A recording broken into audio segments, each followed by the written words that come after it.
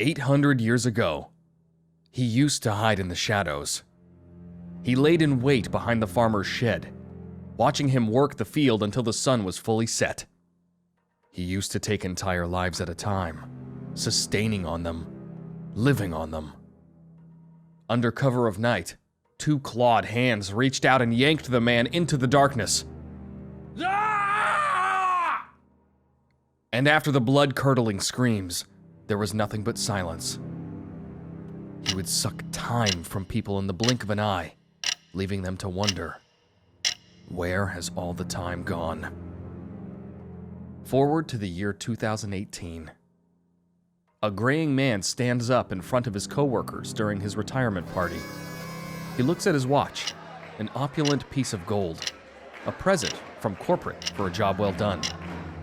Meanwhile, unbeknownst to him, a figure hovers just outside the office window. He still lives, but he's getting older, weaker. 1 year of a human's life used to get him 6 months. Now it gets him 6 minutes. He had to cast a wider net. From where it loomed outside the man's window, the lower office level stretched down to the ground like an endless column. The creature slowly drains life energy from the oblivious workers. It's never enough. Cal Peterson already knows a call was coming, and then the phone rang. And in that split second, Cal perks himself up and brings the phone to his ear. Hello. Good morning, sir. This is Cal Peterson from OBL Insurance. May I interest you in...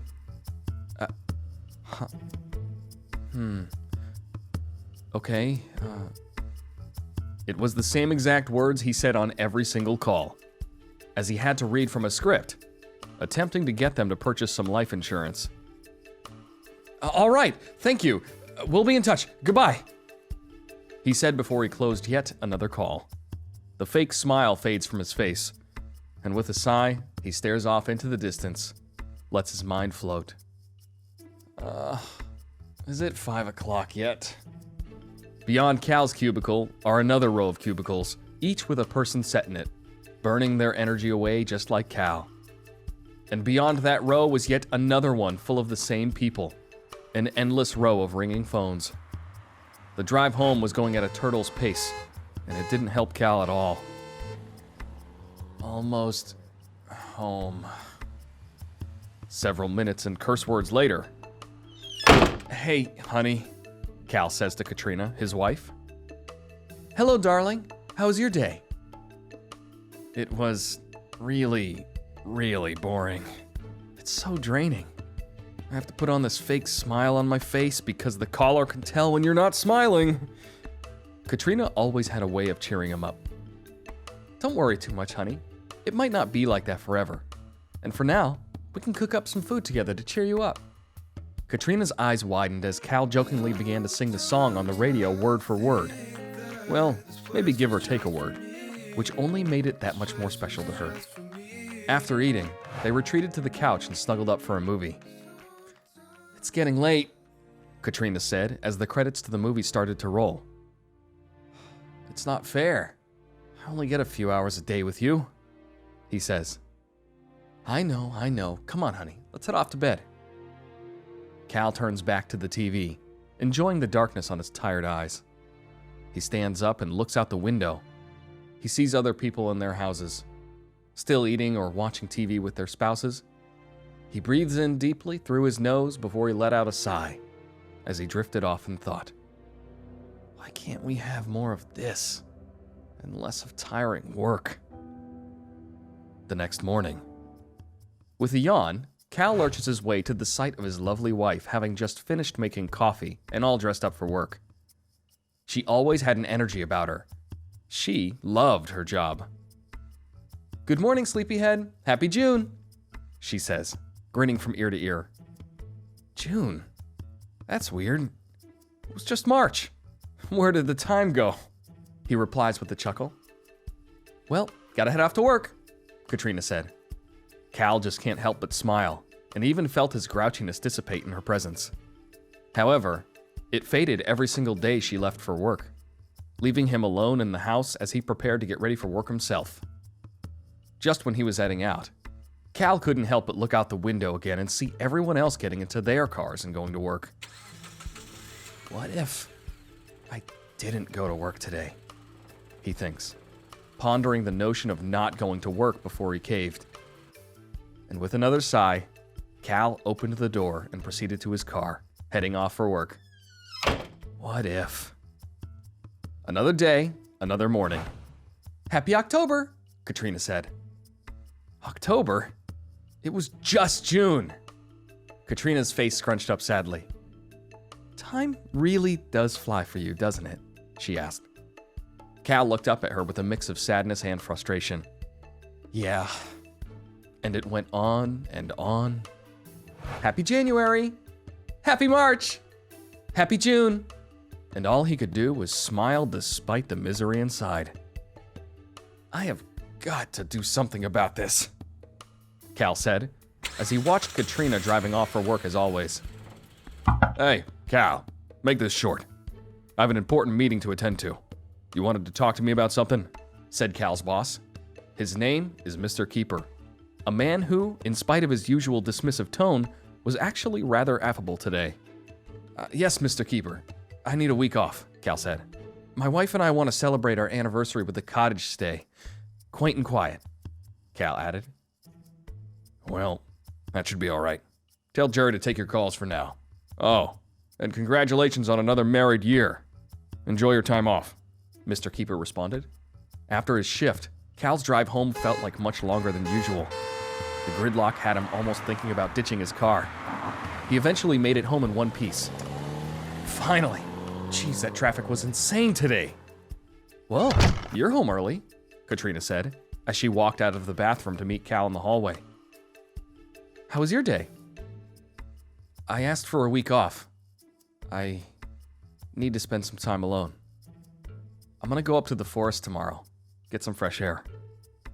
Katrina giggled at the notion at first before she realized Cal wasn't joking around. Wait, you're serious? Katrina says. It's not you, honey. Time is just passing by so fast. But I feel like I'm not getting anywhere. Out there, I feel like at least I'll slow down, he says. Then I want you to go and rejuvenate, Katrina said, smiling at him. I'll miss you. I'll miss you too. Let's just relax tonight. I'll pack and leave first thing in the morning. The next morning, Cal excitedly packs his camping equipment, says goodbye to Katrina, and then heads out. He drove out to the national park with all the supplies he would need for a couple of nights. Out in the woods, he put up a tent, and his mood slowly seemed to improve by the second. It was a bright, sunny day at the park. Cal started his day off by sitting around and laying still, watching the clouds go by. He fished for hours upon hours, and made some of the best meals he's had in a while from his catch. He grabbed some pine needles off of a tree, crushed them in his hands, and smelled it. It smells amazing. The dark circles under his eyes fade over the days. For the first time in what seems like forever, he feels alive. It was another wonderful day at the national park. Cal sat beside the fire while inspiration suddenly struck him. He scribbles on a piece of birch bark using a stick and the chunk of coal from the fire pit. All right, Cal, what's the game plan here? He says to himself. He drew a diagram of his life plan. Let's see. Time with Katrina, time outside, pay off loans, enough money to live comfortably, maybe support children someday, but most importantly, to live the rest of my life doing things I love to do. Cal smiles as he looked down at the scribbles he made and feels accomplished with it, smiling on his own for the first time since he could remember. His smile faded as he thought, how do I achieve all this? The next morning, Cal woke up in his tent feeling bittersweet, bummed to be leaving the campsite. But he was also excited to get back to Katrina, and even felt like maybe work wouldn't be such a daily drag. The last day of blissful solitude. Cal turns from his side and onto his back, staring at his tent's roof, absent-minded. At least I get to see Katrina. Maybe we can catch and actually finish a full movie tonight. He started gathering some wood for the fire and headed back to the campsite. What he saw next gave him the chills. There was someone at his campsite. What the? As he got closer, he noticed the person saw his scribbles on the birch bark. Hey, what are you? Cal said cautiously. The stranger turned his head toward him. Cal's blood ran cold as he realized he was wearing a mask. Hello. Is this yours? Said the stranger. Who are you? And what's with the mask? Someone who might be able to help, the masked man replied. Cal was starting to feel a bit uneasy and irritated, especially after seeing that the stranger had gone through his notes. Help with what? He says, maintaining appearances all the while keeping his wits about him. Cal proceeded casually and squatted down to cook some fish at the fire. Want some fish? I got more than I can eat and I'll be leaving today. The stranger shook his head and remained quiet. Have you ever heard of Bitcoin, Cal? The stranger asked, breaking the silence out of the otherwise tranquil campsite. How do you know my name? Cal said, this time becoming all the more suspicious. The stranger remained silent. No, but look, I'm not interested in some scam, Cal continued. Not a scam, the stranger replies. Cal stared at him and slowly nodded his head back as he widened his eyes, sarcastically agreeing. Right, not a scam. There is more to Bitcoin than what people think, the stranger replies. Look, I'm not about to spend my precious free time with things like the stock market, Cal continues. He almost laughed as he said it, letting the stranger know he still wasn't buying it. The masked man just shrugged his shoulders. Then, what exactly are you spending your time in, Cal? The stranger asked. It seems to me that you like to be here with nature. You like the freedom. So tell me, can you quit your job? This annoyed Cal even more. Oh, yeah, just up and quit my job. Like it's so easy. Wait, who are you anyway? Cal, there's always a way. I apologize for not introducing myself. You can call me Satoshi. Satoshi Nakamoto. There is great injustice going on every day in this world, Cal. People face it every day, yet they are too blind to see. The current system is designed for the benefit of a select few. How can regular people have any fighting chance when the playing field is nowhere near even? There is a reason why you, Cal, are alone, sitting here in the woods with a stranger wearing a mask.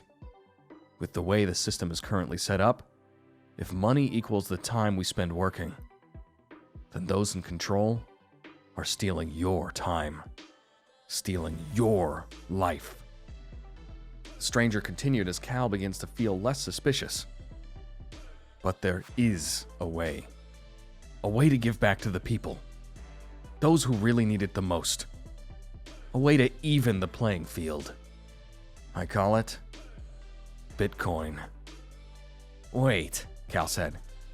You're telling me you invented Bitcoin? Yes, Satoshi replied. And that's not all. If you're interested, read this. My number is on the back. Contact me if you're looking for a different type of job, Satoshi said as he held out a stack of paper in front of Cal. But I thought the whole point was to get out of the 9-to-5. Who said it's a 9-to-5? Satoshi replied with a chuckle. You'll know when you call me. This knowledge has an effect on people. Cal's eyes squinted as he held the stack of paper. It was titled Bitcoin, a peer-to-peer electronic cash system. Cal remained silent, staring at Satoshi as he wandered off and disappeared into the dark, before he looked back down at the papers handed to him. Under the light of the bonfire, he began to read. Cal went home and kept the Bitcoin white paper near him. He didn't understand it at first. In fact, he got more confused. But it led him to research the topic and question his current finances in general. But the more he learned about finance, the more he didn't know. It was a rabbit hole. When he wasn't on a call, he was reading, making his days fly by. But this time, in a completely different way. Even the drive to and from work became much less stressful with all the new information he's learning. Man, these finance podcasts are amazing. Makes time spent during traffic not seem so bad. Whoa, I've never had this much before, Cal thought as he checked his account on his smartphone. $12,000. For a moment, he thinks, maybe I should call Satoshi. Nah, not yet. What am I gonna tell him? Thanks for inspiring me, now I have more money? Thanks. Nah. I've gotta wait until I have something bigger to show. Cal continues to learn about financial freedom every single day. Jeez. Why do they have to use these complicated finance lingos? But it's actually pretty simple once you get some key concepts. So, why make things so complicated for everyone? He thinks to himself. Student loans became his next target to strike with the money he was saving and investing. Wow, I even managed to pay off my student loans, he said to himself after a year of consistency and making his final payment. And I can actually take Katrina out every once in a while. His life was getting better by the day, but he couldn't figure out the words to tell Satoshi. Another year passes by. Unlike then, Cal and Katrina decided to have dinner at a restaurant tonight. It's been exactly 1 year since we paid off all our debt. But let's not get used to this, Katrina says. I told you we didn't have to go out. I would have just as loved spending time at home with you. Plus, it's free. I know. Don't worry. I'm keeping count. This is only the second time we went out to a place like this for the past year. But you've got to admit, we have to celebrate paying off the house. Can you believe it? The couple went back home after dinner, their bellies and spirits full. Man, I'm stuffed, Cal says. Let's put on something more comfy, Katrina replies as she heads back to their bedroom. Cal pauses for a moment and stares at his phone. I think it's time to call Satoshi. Cal sits on their sofa and dials Satoshi's number. There's an air of excitement and gratitude about him as he puts his phone to his ear. Then, a voice all too familiar with Cal. Hello. Hi, Satoshi. It's Cal. You told me I'd know when to call you. We met in the woods. Yeah, I remember. How's it going? Cal can't help but smile as he spoke to Satoshi. I just wanted to thank you. You've inspired me after you gave me that white paper. Ever since then, I went down the rabbit hole of finance, paid off our loans, got into investing, and even paid off our house. Happened today. That's great, Cal. Step 1 complete. Now get ready for step 2. That's when things get interesting, said Satoshi, just before he abruptly cut the call short. Well, that was fast, Katrina says. Yeah, he just said things will get interesting and then hung up. But things are already interesting. Well, he is a little weird.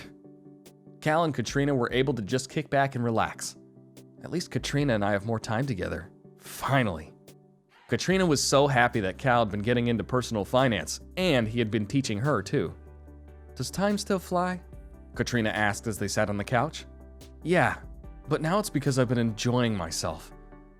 Yet I still think I need to quit my job and focus on investing in this Bitcoin thing full time. I agree. I can already see the effects, Katrina said as Cal rubbed his eyes and yawned, prompting Katrina to stand up. Let's head to bed, honey. It's getting late. I'll be right there. Let me turn this off. Cal reached for the remote to turn off the TV, but before his fingers even touched the remote, a small spark flew from the tip of his finger into the power button, shutting the television off. Cal sat there for a moment, staring at his hand and the remote. What the? Did the TV turn off by itself? I must be really tired in imagining things. The next day, Cal enters the elevator at work. He wanted to speak to his boss, but was instructed earlier that his boss moved to a different floor. He's a bit confused when he reaches it. That's weird. Did my boss switch his office last week or something? He thought. Outside the elevator, Cal walked up to the large double doors and knocked. Before the door opened, seemingly on its own, a secretary appeared from behind it. How may I help you, Mr. Peterson? Hi, I came to see Mr. Keeper. Is his office here now? Do you have an appointment? No, but... Let Mr. Peterson in, a voice said. As Cal got a glimpse of the man, he tried his best to keep any expression from appearing on his face despite being shocked at the sight in front of him. That's weird. He sounds just like Mr. Keeper. Wait, is that him? He looks like him, but older. Hello, Cal. He sounds so weak. I could barely hear him speak. Cal thought before he noticed something strange that was with them in the room. What's with the purple glowy stuff floating around the office? Just before it got even more awkward, confidently, Cal speaks. Mr. Keeper, I wanted to come here and thank you for the job for the past couple of years. But as time passes by, my personal goals and direction in life have shifted as well. All the while, Cal's mind was racing. Those purple auras, they seem to be headed towards him as if he's absorbing them like an energy vacuum. Cal pauses and stares at where the purple energy was being absorbed. He begins to sense that something is not right. Is that what you came here to tell me, Cal? Cal can't keep quiet any longer. Hey, what is all this? Pointing to the pink aura flowing around the room. What? His boss replied, as his head rocked back. That! Pointing around the room at the purple auras going into his boss's body. His panic was met with cackles of a madman. So you can see it now. Miss Knowles, I'll need you to leave and lock the doors. Yes, Mr. Keeper, the secretary replies as the room becomes silent.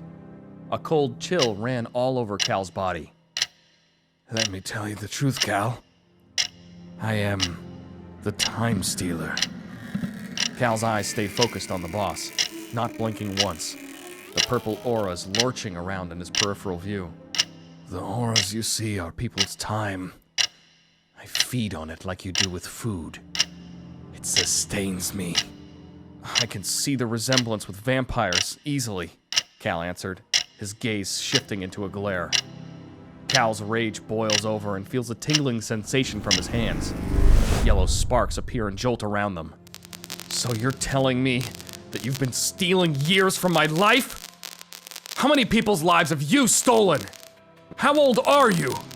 1,000 years? Uncontrollably, electricity sparked off Cal's body.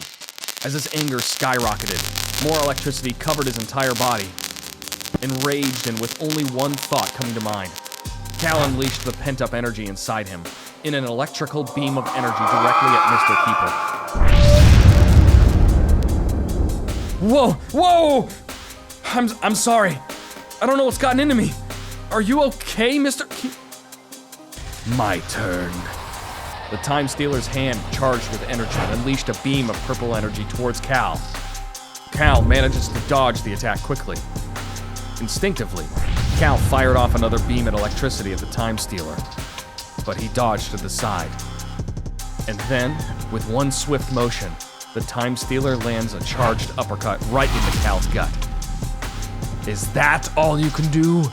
The Time Stealer asked, as he shot another purple beam at Cal. The maniacal laughter put Cal over the edge. No! Ah! He's stunned, and in the blink of an eye, the Time Stealer swoops behind him. He slams fiercely into the ground. Cal began to crawl away, but the Time Stealer stomped on his back and pinned him in position. Where do you think you're going? His voice more sinister than ever. I'm going to suck away every last moment of your life, Cal. Out of nowhere, a loud blast filled the room. Golden light blinded the creature momentarily, as it was flung off of Cal across the room. The light dissipates as Cal realizes it was a familiar friend. So, how do you like step number 2, Cal? Satoshi? You've won again, Satoshi. But you can't infiltrate every office in the world, the creature said. I can. And I will, Satoshi replied. The Time Stealer suddenly turned and leapt through a broken window before flying off. The purple auras began to fade away. Wonderful work, Satoshi said as he turned to Cal. No, it wasn't. He's just gonna go somewhere else. Yes, this will be a long process. I will have to chase him out wherever he goes. But with you, it'll be easier. These powers, Cal said, staring intently at his hands. I told you. The knowledge affects some people in different ways. I had a feeling about you. Your passion, your determination, your deep love for freedom and family. I was right. This job I mentioned, would you be willing to find and fight evil, like the Time Stealer, with me? I see what you meant now when you said that it wasn't a 9-to-5 job, Cal replied. Indeed, the opposite. Whoa, is that my...